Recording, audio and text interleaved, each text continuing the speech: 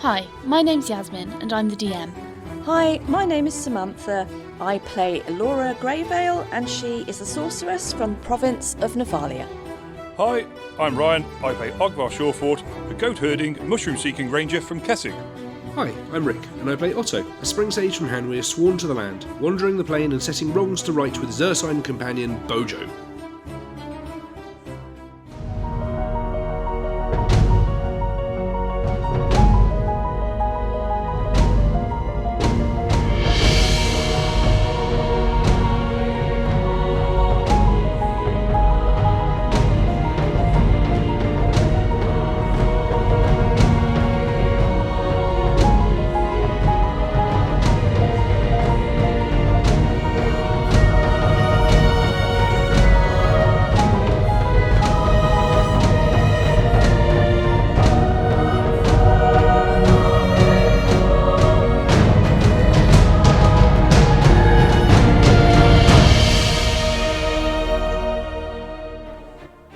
As the girls grabbed some leftover liquor at the abandoned alehouse, and after making a new acquaintance, they ascertained that Paul Whistlemeyer was apparently capable in a kitchen, and thus Esther enthusiastically employed the ethereal entity, gathering themselves a ghostly recruit for the galley on their galleon. Elora and Esther exited the building and made a beeline for their steeds, promptly saddled up and stoically set out for the return journey to Genrix.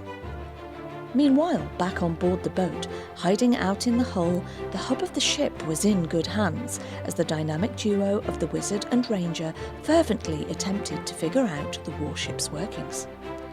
Acclimatising to the attributes of the anchor and the nuances of the navigatory systems, they cleverly discovered that the control core was transferable to a cradle next to the helm, therefore eliminating the need for constant climbing up and down the decks.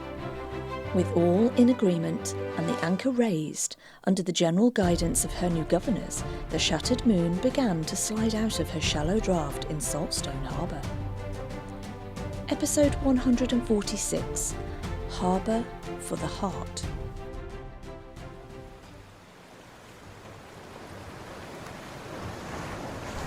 So you begin your journey sailing out of the Bay of Vestro.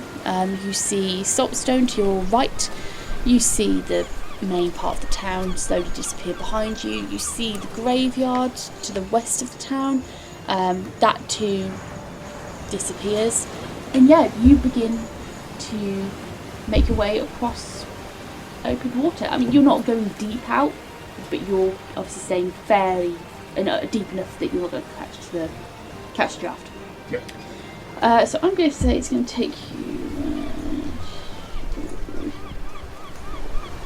It's probably going to take you 2 days sailing the ship round.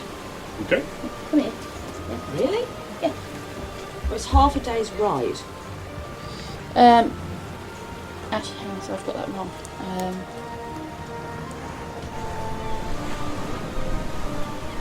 It's probably going to take you a day. Okay. Rather than, not 2 days.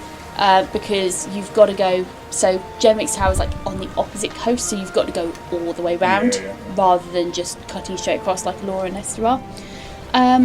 You are, it's a fairly pleasant, you settle into it fairly quickly. Erik kind of, yes, I think we're going well, and he starts tapping away on the screens, and there is actually a little screen which shows you the draft, so you know that you're not going to catch. And he's pouring through. He's brought the books with him, and he's like, actually, Ogvar, this is quite interesting. See, it should, if you're too low on the draft, it should let you know. You should, give a little flashy warning, or the control will go. I think the control orb will go red if you're too shallow. And I believe it's actually got an automatic avoidance. So if you are getting too low, it will engage and lift you up, so you're not going to crash on the draft. That's quite clever. That is. Of course, I've seen other vehicles do that before, so it's nothing new. Who would have thought it? Ogvar. Sailing a boat. I don't really like boats, but I must admit, once you're here and you're in control, and you know that it's going to go this way and it's going to go that way because you're the one with the wheel. I don't feel quite half as bad as I did when I was just in the passenger seat. Yeah, That's when you're a passenger. passenger. Yeah, so it's nice. It is incredibly nice. You are feeling cool, you're feeling calm, you're feeling collected. You're stood there, it's, wheel in front of you, control orb, Erik at your side, you're reading out little bits of notes. You're in power here. You see Otto and Bojo chilling out on the deck. You hear the occasional clatter from the kitchen as Paul is doing something.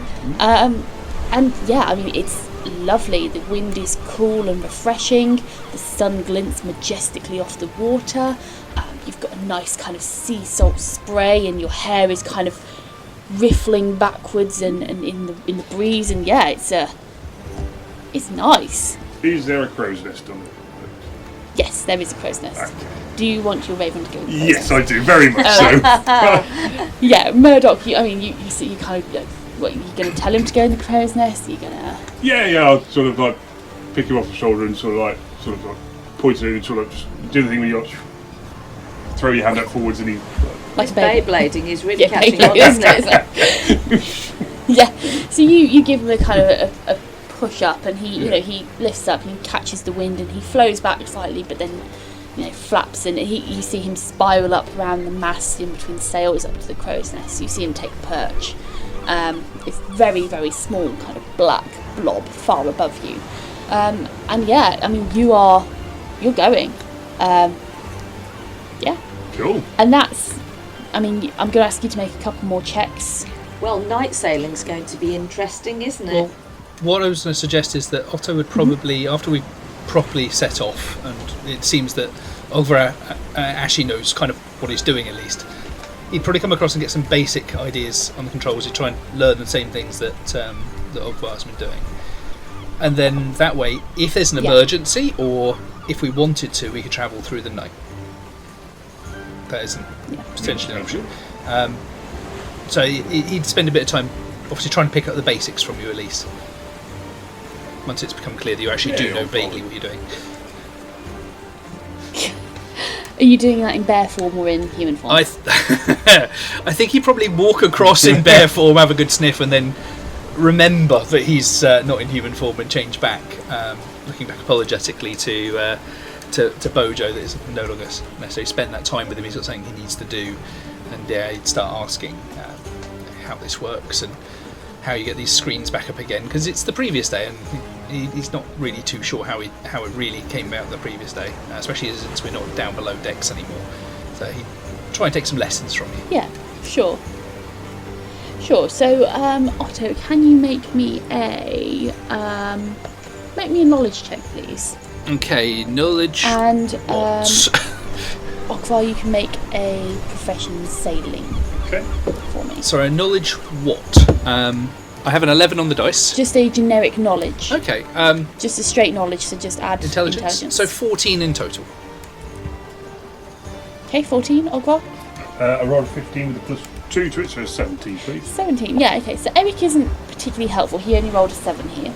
So Erik isn't particularly helpful. He's very much buried in the books, trying to figure out what's the next thing that we can do with the ship. What's the next thing we need to know? Because we've got the basics down.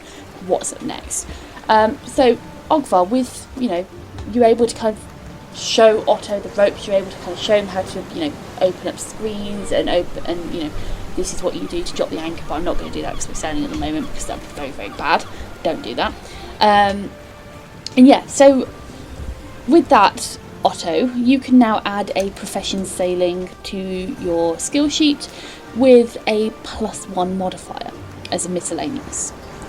As Ogvar has taught you the basics and everything that he knows about sailing.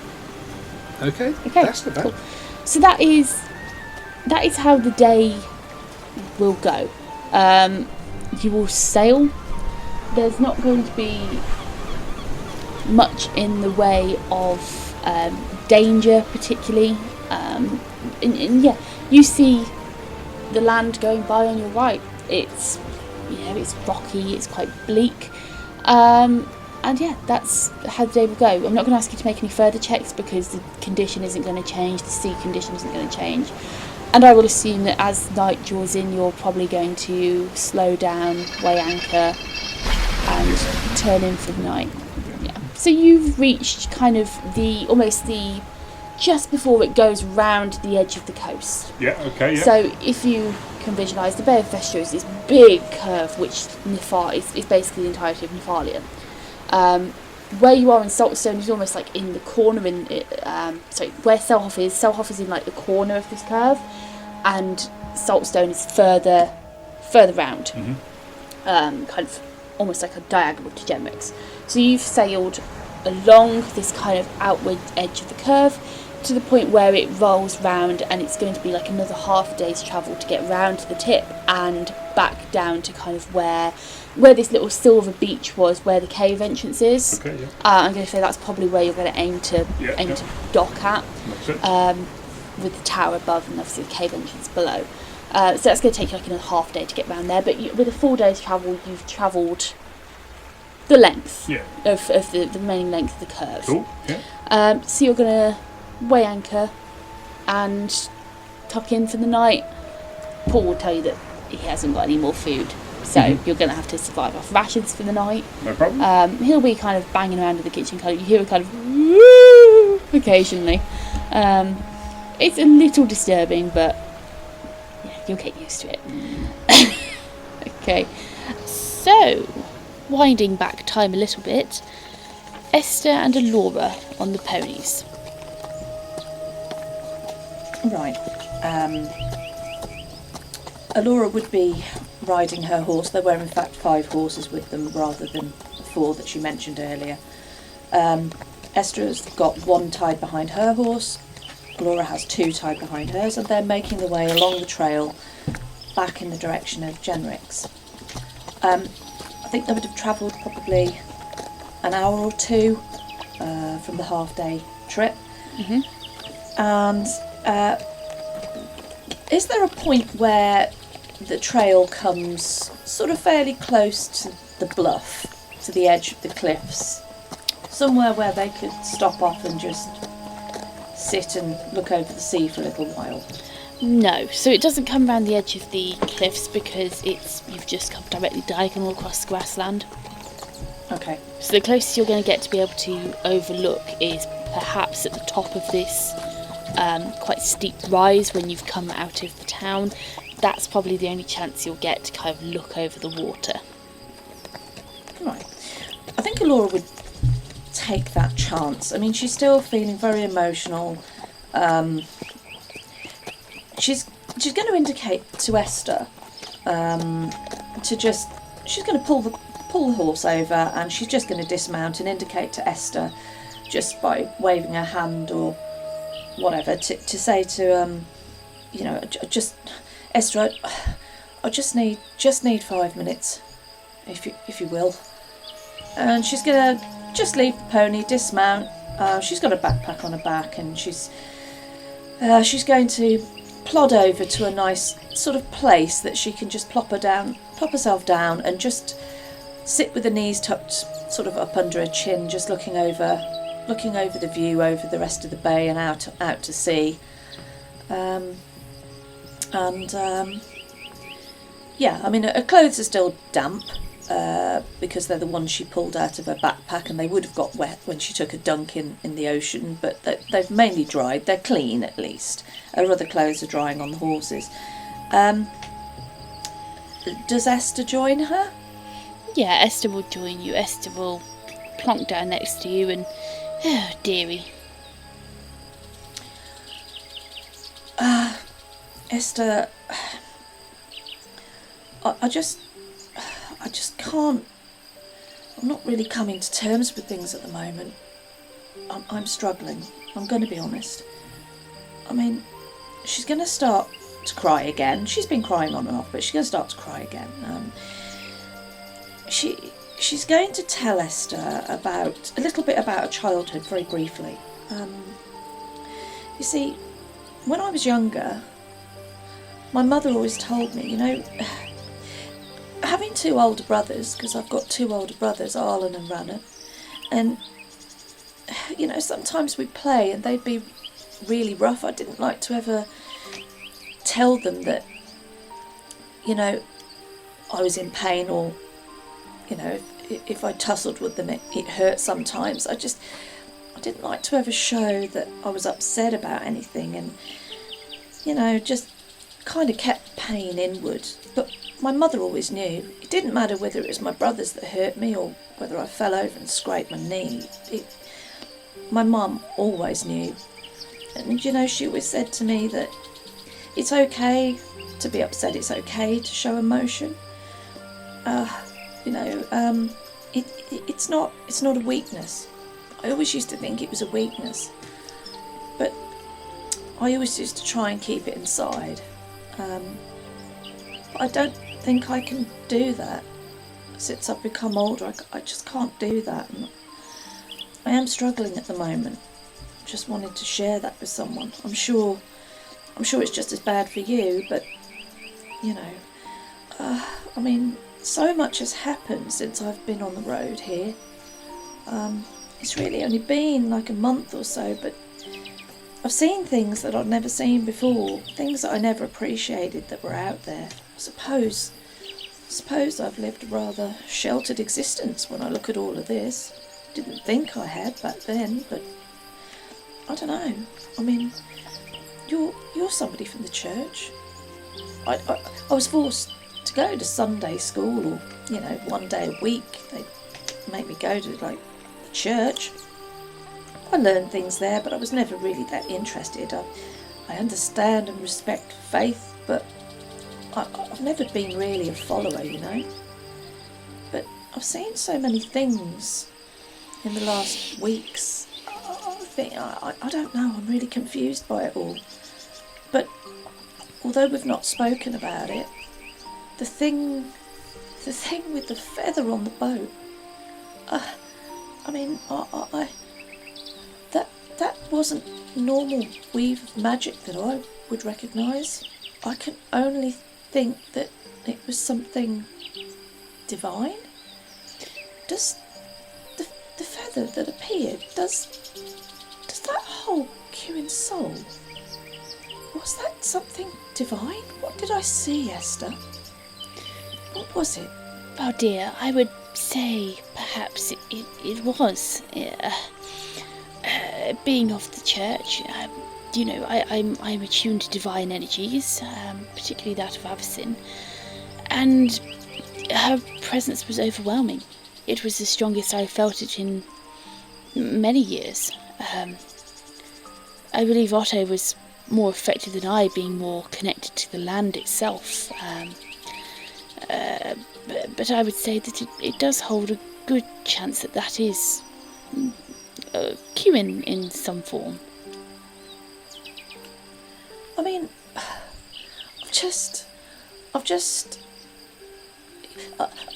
looked at, with the eye of Avacyn. 1 minute I'm looking at something so dark it's almost painful, and the next minute when that feather came, it was just, for hours afterwards I'd kind of got white spots in front of the one eye. It was glaring. I knew it wasn't normal, and she starts to cry again. She's going to turn around and just literally throw herself on Esther in a massive hug. I think she would be looking to the older woman. She's got a lot more experience of life, and for the first time in her adult life, I think Alora would actually be feeling quite vulnerable.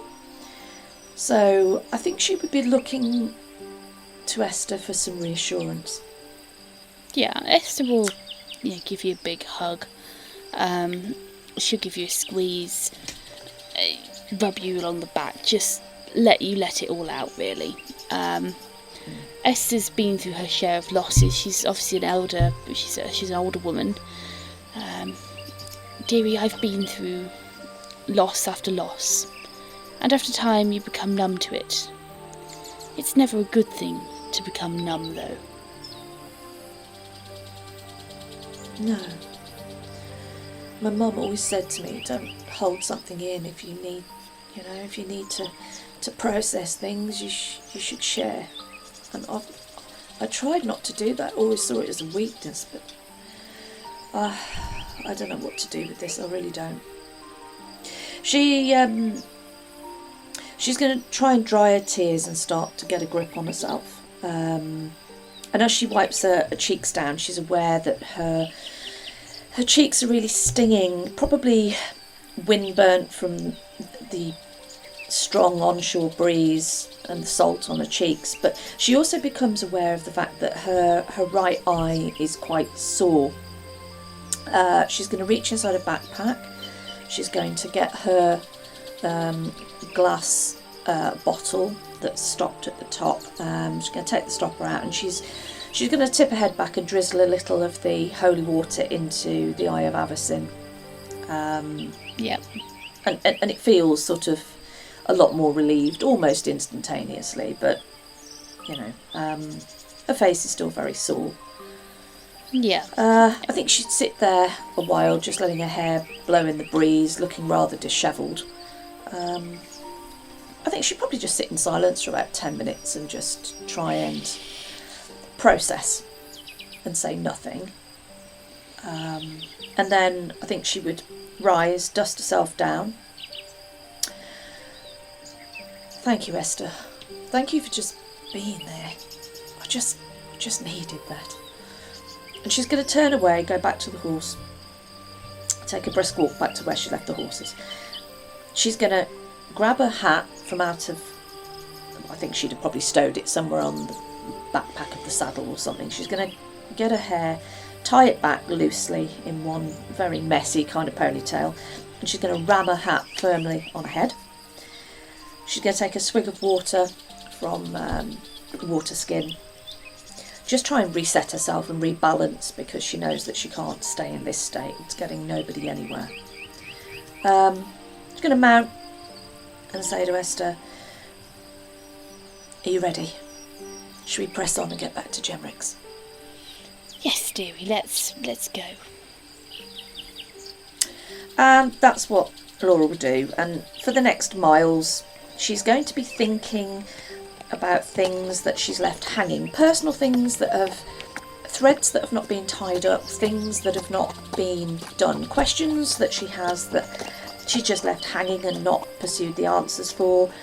But she also knows that when she left Stagwick and to travel down to Genrick's, something occurred to her that was very personal to her, and it was a new goal that she set herself, something that just seemed right, and she's not yet shared that with her companions, but she now knows that this is one of the things that she now must pursue, and that there are jobs that need to be done, and she needs to focus, just very overriding important things that she now needs to do. Yeah, and then she's just going to ride on in silence, but she's going to push on and pick up the pace, probably canter for a while and start to pick up the pace to get back towards Genrick's. Yeah. So you pick up the pace, and for half a day's travel, you're pushing it, you're actually, you're cantering. So I'm going to say you're probably going to make it back to Genrick's early evening time. Just as the sun is starting to set. It had been a beautiful day, fairly warm for Innistrad. So yeah, you see the sun setting, and it falls below the horizon. It lights up the sea, this beautiful golden hue. And talking about the sea, we will go back to the ship, where Otto and Ogvar have were turning in for the night. So you parked the ship, you weighed anchor, what's the word I'm thinking for? You've taken down the sails, you've made the ship essentially safe to kind of float there overnight. I imagine you've probably gone below decks. What are you doing on the ship? Is there anything in particular you're doing? Any activities before bedtime? I think that perhaps as a counterpoint to Alora's own story, the conversation on the ship might be somewhat more simplified. Simple Otto looking over at Ogvar at some point where it's a bit more quiet. Are you alright? Yes, I think so. Yes, it's it's a little bit odd. Yes. It's, yes, it's a bit odd that we're still here where it happened, which is, as I say, odd. It's I know it's a ship and it's essentially ours now, but it just does seem a little in bad taste to still be here. But I suppose we have to make the most of the situation we're in. So, yes, long story short, but yes, I'm okay. Thank you. How are you? I didn't know him the way you knew him. I have seen more than my fair share of such things, and I dare say I've caused a lot of deaths myself, so yes, for myself, I am fine, for lack of a better word. Although, your words made me think of something. The ship, if it truly is ours now, if we truly are going to be calling you captain, perhaps a statement, something else that might make it more fitting that we take it. I think that the ship's name is something that speaks to the character of those on board it more than the history of it. Perhaps we should rename her Hewin's Revenge or something similar. Yes, I must admit I don't like the name, the Shattered Moon. It instills fear and ill omen. I don't think that's what any of us want, and it's certainly not what Hewin would have wanted. I think we need something more that brings people a bit of hope. I think is a more suitable name for it. What it is, I'm not sure yet, but yes, I think renaming the ship would be a very good idea.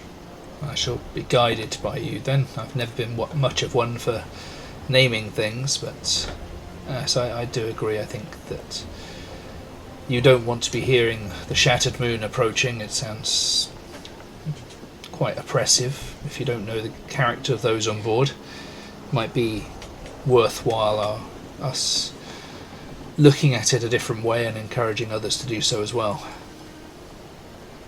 I think that's a very good idea. Yes, I think that's what before people see us and meet us and they hear of us. Maybe I'm sure news of this will spread. But yes, we want to give a good first impression. Indeed. Well, I will leave you alone with your thoughts. I will stay on deck with Bojo. It's a little difficult for him to make his way to any of the other floors until we make some changes. But if you should need anything, we'll be snuggled up here. I dare say you won't be too surprised to find two bears up here for the moment. Okay, that's quite okay. I'll just stay down here with the ghost. Rather you than me. Would you like might some go. food? Whoa! I'm sorry. What? And I shall turn back into a bear and go to Bojo.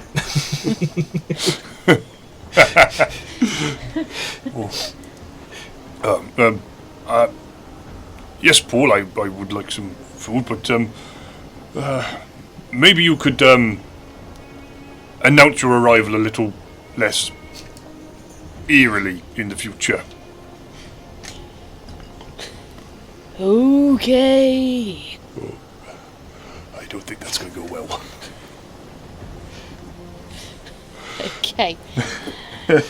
So, you spend a little time doing anything. Are you doing anything at this point? Like anything to do with the ship? Are you perhaps tidying up a bit?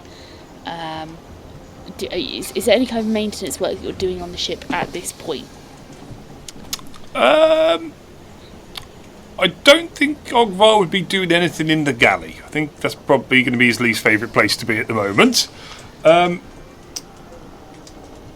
think he doesn't really like the idea of being down below decks. He'd probably maybe go up and have a look at the don't know what it's called, the bit at the top at the back. I know what you mean. Yeah, Forecastle. if that's what it's called.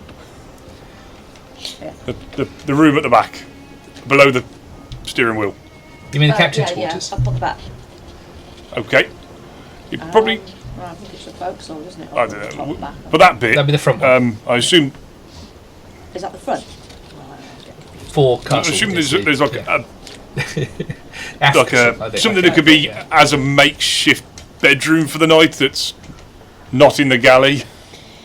Yeah, I mean, you can probably find some netting. You can string up a bit of a hammock, set yourself up a nice little hammock bed. Nice. You pad it out with your bedroll and some blankets and whatnot. And yeah, I mean, there are various points within the rooms of the ship. So you will have noticed going around in the galley, in the main area, you have large, sturdy iron rings around the place. And even in the kind of the great quarters of this ship, you're able to find a couple of rings, a couple of tie points, which are sturdy enough indeed to tie up a hammock. Yeah, so as you're doing that, you're preparing somewhere to sleep. You hear a noise.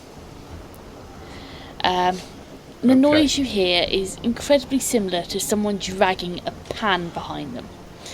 As you see the spectral form of Paul, glowing slightly in the half-light, approaching the door of the great cabin, which you've probably propped open so you can move stuff about. You see his spectral form ghosting over the boards. A large pan, seemingly floating, being dragged by an invisible force, bouncing end over end behind him, announcing his presence. He carries a platter with what looks to be a steamed fish of some kind, and not much else, because there isn't much else. "Hello, Captain, I've got your food!" Clang, clang, clang, clang, clang, clang, clang, as he walks up the stairs, and bang, clang, clang, bang. And he holds the plate out to you, wobbling ever so slightly. Yeah, okay. Ogvar puts out his hands and sort of like, as the plate's sort of wobbling about in the air, he's trying to sort of like grab hold of it, type thing. Thank you, Paul. It looks very good. What kind of fish is it? Kind that swims. Okay. I see. It's one of those types. Okay. I think it might be a soul.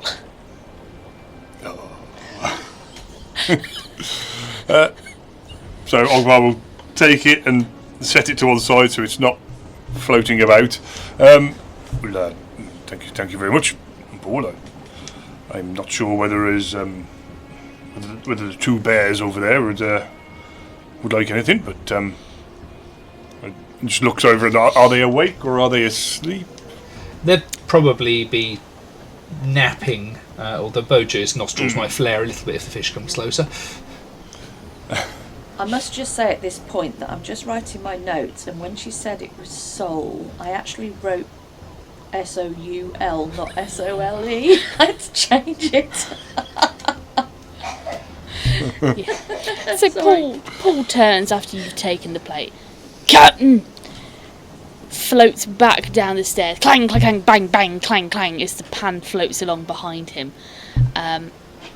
He seemingly disappears into mist. The pan falls silent on the deck. It's like a frying pan. The pan clatters onto the deck, and he very quickly reappears again from mist. This time he's got a large bucket with him, which he takes over towards Otto and Bojo, and just deposits there, floating off. And as he floats off, I imagine you see Bojo kind of give a nice big snore, and he floats off, but his tail end of wisp stretches behind him as Otto kind of as Bojo inhales, before promptly kind of snapping back a bit like an elastic band when Bojo kind of huffs out. I can imagine here Bojo doing very simply opening his eyes just a crack to inspect what mortal's been put in front of him. Spends a moment to debate whether or not it's actually worth moving the extra foot or so required. Makes the decision fairly quickly, inhales the fish, and then goes back to sleep again. Okay. Excellent. Yeah, so Paul disappears, and he's left the frying pan on the deck. Pretty quickly, kind of having forgotten to announce his presence a bit more.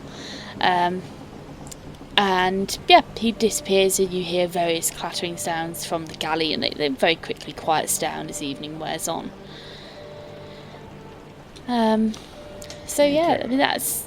Are you doing so? Are there any other things you want to be doing at the moment on the ship? Anything you want to be preparing or personally doing? I don't think Otto would be really wanting to mess around with the ship too much without getting extra wood on board. He's got spells that will let him do that, but if he gets it wrong, then we all get wet. However, he might be tempted to take the puppy in and try and encourage Otto to let it snuggle up to him a little bit, so at least they've got a bit of company should he need to move away from the ship for any reason. Plus, the damn thing needs potty training, so the sooner we start with it, the better it gets. Yeah.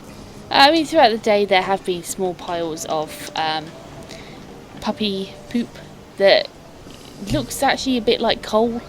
It's black, and the kind of the cracks and seams in it are glowing a molten orange. Again, it's quite sulphurous. Can I just suggest that we don't ask Paul if this stuff is edible? Because he might just decide the answer is yes, and you'll be on the receiving end of it, of course. Yeah. The phrase "that will go down like a shit sandwich" springs to mind. Yeah. Erik has been. That's a crappy Erik thing has to say. Erik has been cleaning up after his dog. It mostly amounts to scooping it up and flinging it off the side of the vessel. Does it sizzle when it hits the side? Oh yeah, you see little puffs of steam. Yeah. Yeah. By the way, it's the poop deck that you were searching for, which is rather topical. Okay. I think we should collect it and sell it to a metal merchant or something and see if it's worth anything. Okay, so you settle in for the night. Ogvar, you're in your hammock in the great cabin. Otto, you're on the deck next to Bojo with a very hot puppy in between you. Eric's actually quite active. You find he's bopping around between the lower decks and the top decks. He's busy with, handfuls of journals, handfuls of books, reading through. He's probably come closer. I imagine you've probably lit one of these big braziers again at night. So he's probably kind of camped out close to that. He's pulled up a barrel and he's perched upon a barrel, flicking through this book, reading. And he'll maintain that position until quite late in the night, quite early in the morning, before he kind of doesn't really go anywhere. He just kind of sets out his sleeping bag and just goes to sleep on the deck by the brazier. Okay, so Elora and Esther, you see the tower, Genric's tower, in sight quite early on into your trip. It's again this tall, towering structure. Funny that being a tower. And you get there. You make your way to the base of the tower by early evening. The sun's just starting to set. Okay. How did he give us... He gave us entry, didn't he? Presumably via... Where is the front door? Is it visible? Because we had all this when we arrived and the door kept moving, so... Where is the entrance? Presumably they would have been told. As you get close to the base of the tower almost seemingly kind of recognises your presence and opens up a large archway, big enough that you can actually ride the horses in. Okay, great. Okay, well, we will do that then. Okay, yep. So you ride the horses in, and pretty quickly after the last horse's hooves enter the tower, the stone remelds, it shrinks. The actual door itself kind of almost shrinks down until it shrinks into a pinbrick and is then solid stone. Right. And you're in the tower. I'm assuming you're going to kind of de-tack the horses, get them settled. Yeah, we put them back where Laura saw them when they first entered the tower. So put them back in that area. Just chuck all the tack and stuff back on their wagon, which was left in there. And then I think they would both make their way back up without stopping at all the floors this time. Is literally just make their way back up via all the stairs to the very top. Okay. Obviously, just checking to see whether Genric is actually still in. I think he was in the workshop working. I think it was the workshop he was in.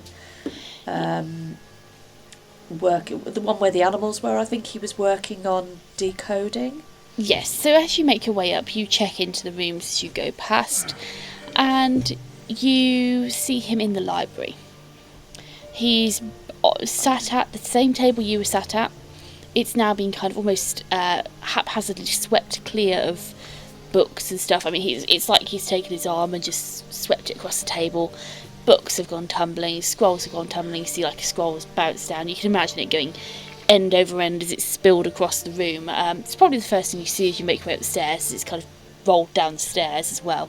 Yeah, he's busy. He's entrenched in a book with the journal, Katarina's journal, in front of him, and you can actually see that although you've only been gone a day, 2 days, he looks thinner. His face is more drawn. He's got bigger eye bags. You can just tell that he's been working without rest. He hasn't really been caring for his health. He's just been working. Right. As Alora goes up the stairs, she'll pick up the random spell scroll, kind of shrug, and walk into the library, obviously discovering there. She'll look at Esther, lay the scroll down on a nearby table or bookshelf or whatever that she finds a space on first. Yep. Genric, we're back. Genric? She's going to walk up to the back of him and she's going to tug his cloak and say, Genric! Emerson's bollocks, what? Listen, you're going to have to break off from that for a minute. We're back. We have things that we need to tell you. Important things. He turns around to face you. There's a smudge of... he's got smudges of ink across his face, clearly where he's been pondering quite ponderously, and he's been kind of stroking down the side of his beard. You can see the side of his beard and the side corner of his lips is kind of stained black, kind of trailing down the beard, where he's clearly just been like, but with ink on his hands. Miss Alora, my Lady Esther, apologies, my foul language. Where is my protege? Where is Erik and the rest of your group? Well, the thing is, where to start? Laura's going to just dump herself down on one of the many cushions, wherever the nearest cushion is, within chatting distance of Genric. Okay, so we went to Saltstone, and yes, the ship was there. It didn't look good. There were lots of really unpleasant kind of carrion type birds that were just evil. They were huge, hanging around the ship. There's undead in the graveyard. They're still there. They're going to need dealing with. Right. We took it upon ourselves to go further and go on the boat. I'll give you the very potted version because I just can't cope with all of this right now. We'll wait till the boys get back. And she's going to proceed to give him the bullet points. They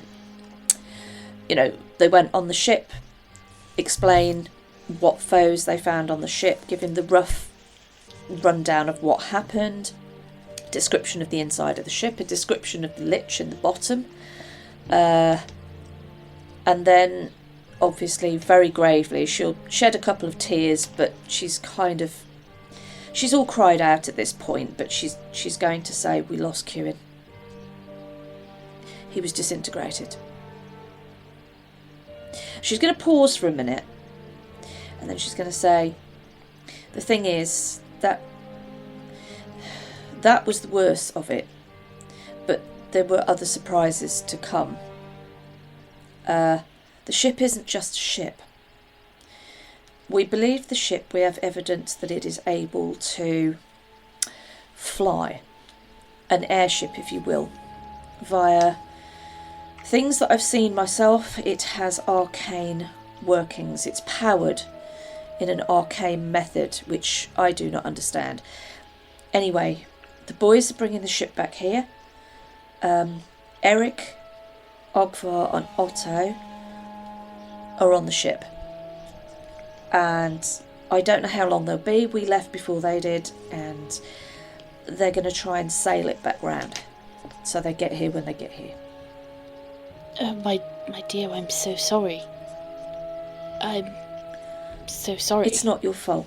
It's not your fault. It's not anybody's fault. No, nobody could have known. There was nothing anybody could do. It was too late. It was just I can't process right now. Do you mind if I go to your kitchen? I think I might need a cup of tea at the very least.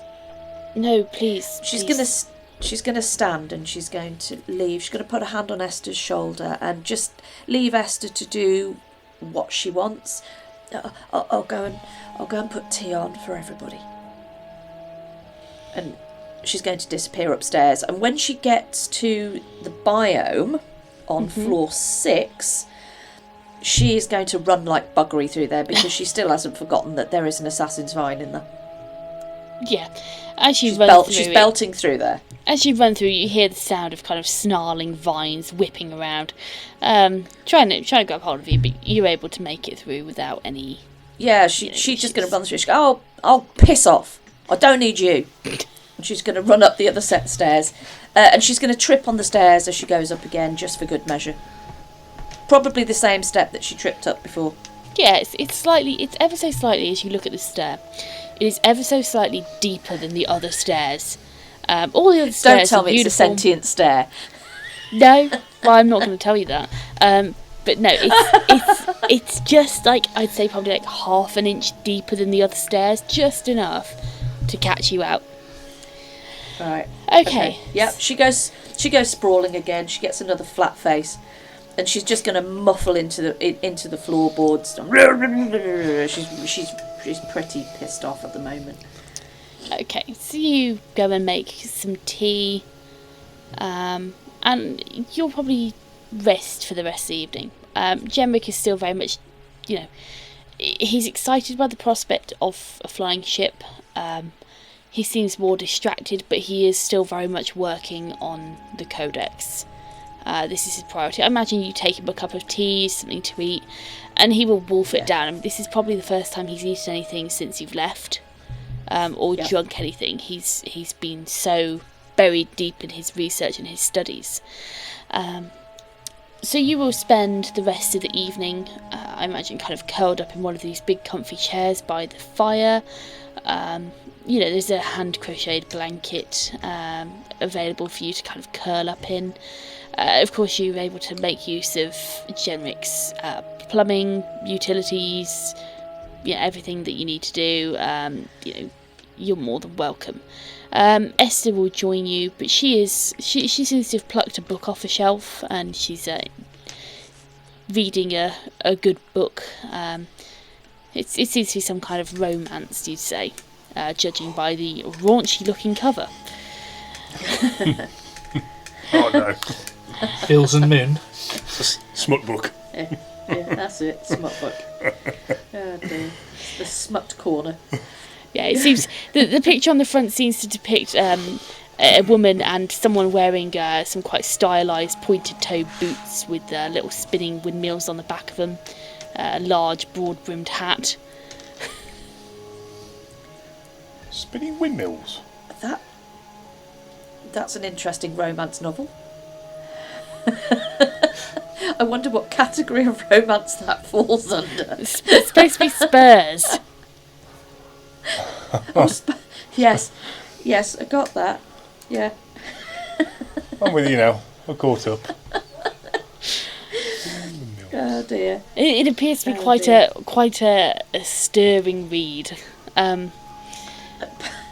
Okay. So, the night passes. I want each of you to pick a number from 1 to 100. A different number. Oh. I think Esther should have 69. What do you think? You want Esther to have 69, okay. Esther's going to have 69, yeah, I'm sorry. That's got to happen, isn't it? So we've got 69.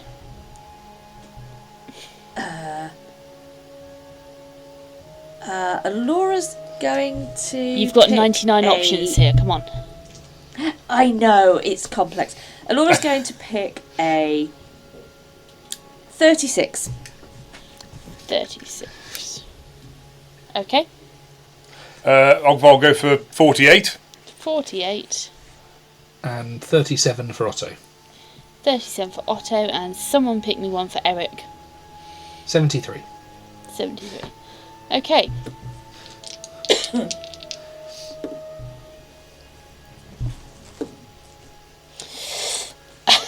Wow. 74.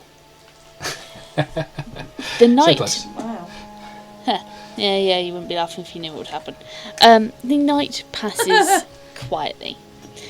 In Jenric's tower, the fire burns low, suffusing the room with a gentle orange light and this indolent heat. Curled up on your armchair, big crochet blanket spread over your lap, feeling cleaner and considerably better for being somewhere warm with amenities. You have a pleasant evening, Laura. So does Esther. I imagine you're curled up with a cocoa or a coffee, and the night goes quietly. Outside you see the skies fade from quite a dusky kind of orange hue. They fade to, yes? I think Alora would have a dream.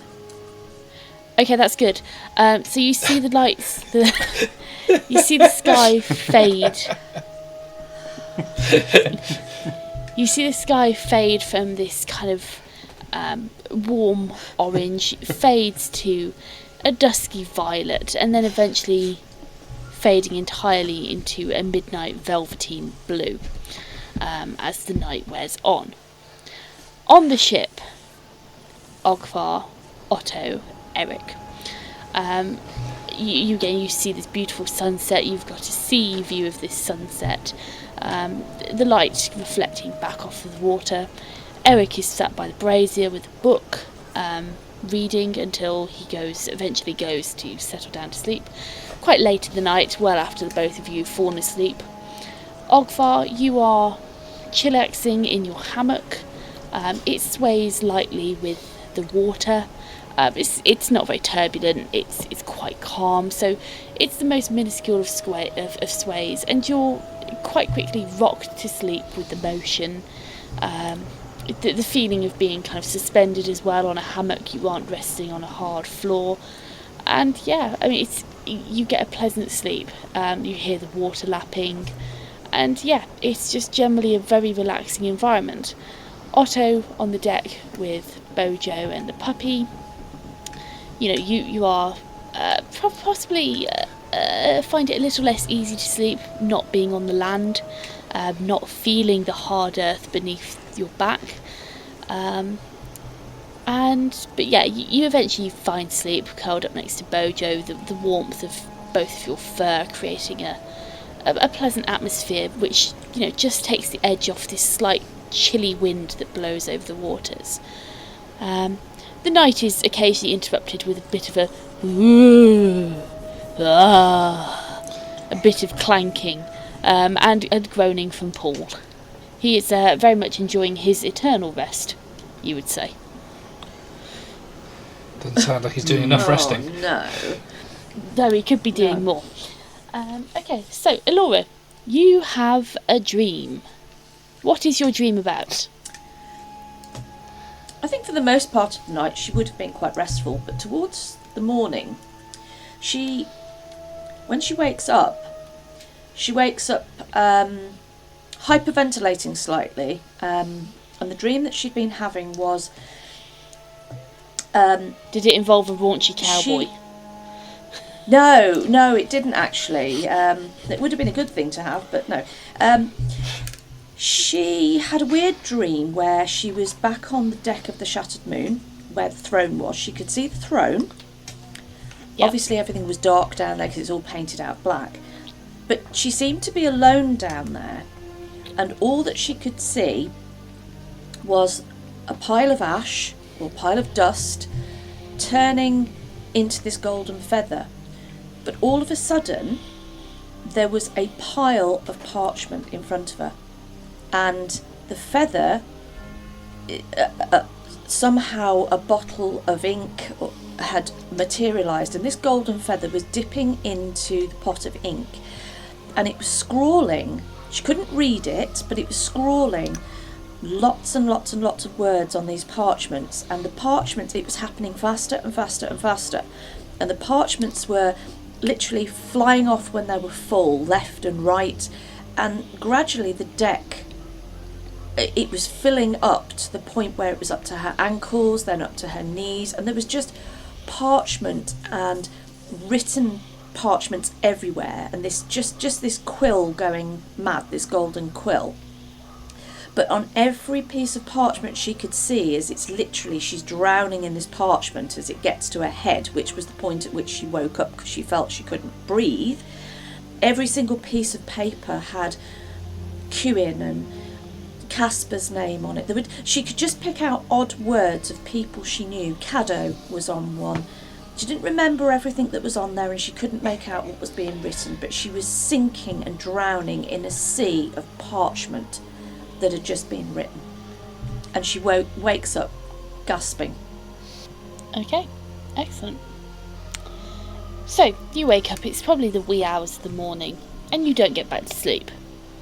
Every time you try, you just hear the sound of rustling parchment, and you don't get back to sleep. Esther, meanwhile, is curled up quite happily, snoozing away. She doesn't really seem to take notice of, your restless state. And Esther will wake up around 5:30, 6 o'clock in the morning as normal, and she will begin to get up, tidy the place, make breakfast, and just generally start kind of morning procedures. On the ship, what time are you going to be waking up? Are you waking up with crack of dawn, Otto, Ogvar? What? Yeah? Dawn would be perfectly normal. So. Yeah. Yeah. Sorry. Okay. So you wake up fairly, quite early. I mean, the dawn is starting to break, and it's probably the sound of seagulls that wakes you up. Rising with the sun on early morning thermals as they flutter overhead and kind of squawk and just make general seagull noises. And yeah, you wake up. Erik is rousing as well. He looks significantly less put together. He does not do early mornings, especially accompanied with late nights apparently. And yeah, so I imagine you get started for the day, tidy up, get yourselves together. Otto? There is one thing Otto doesn't like, and that's being waken up with a bunch of noise from a bunch of rowdy birds.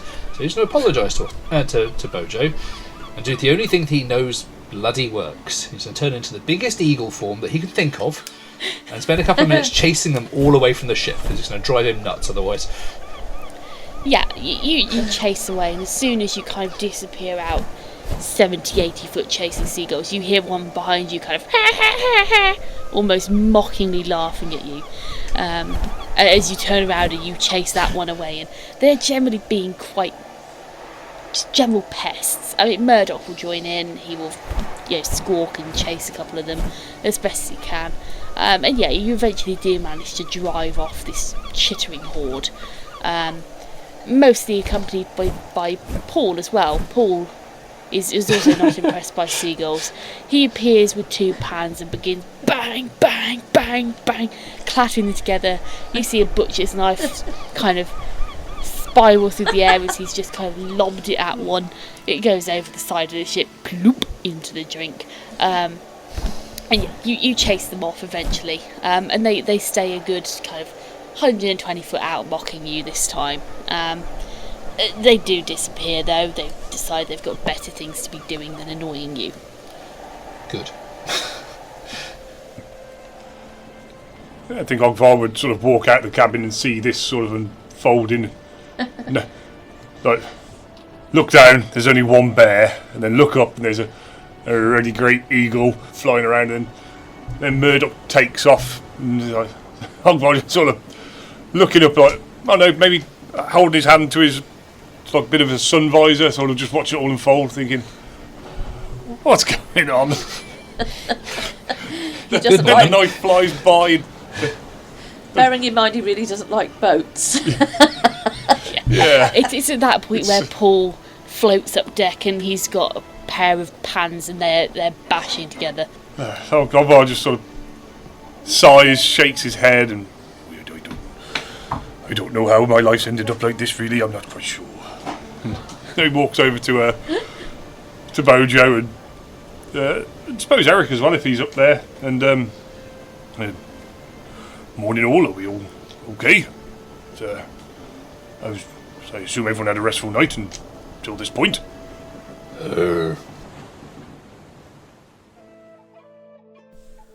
While the ship silently slid out of Saltstone, our heroines on horseback were headed on a return trip toward the tower.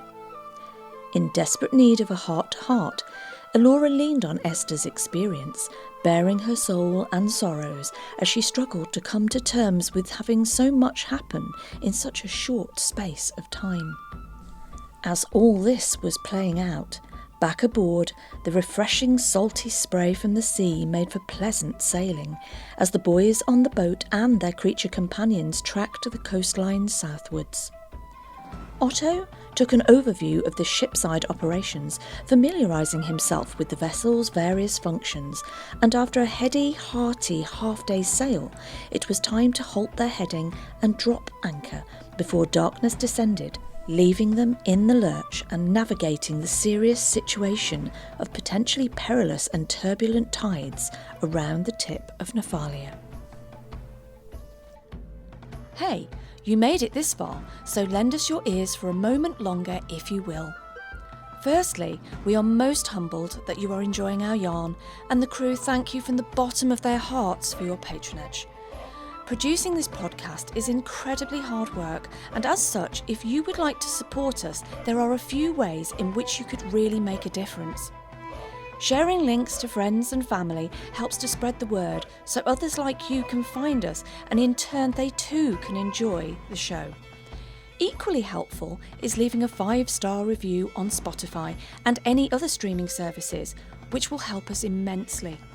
Or, if you feel you could go that extra mile and contribute a few coppers to keep our creative juices flowing, you can hop on over to our Buy Me a Coffee page or drop us an email. We would all be immensely grateful for your support in any form. Lastly, we invite you to visit our website, where you will find information on our campaign from backstories to settings. Join our Facebook group or follow us on Twitter. All the links are in our episode bios. Don't forget to smash the subscribe and download buttons so you never miss the next episode. See you all again next week, folks.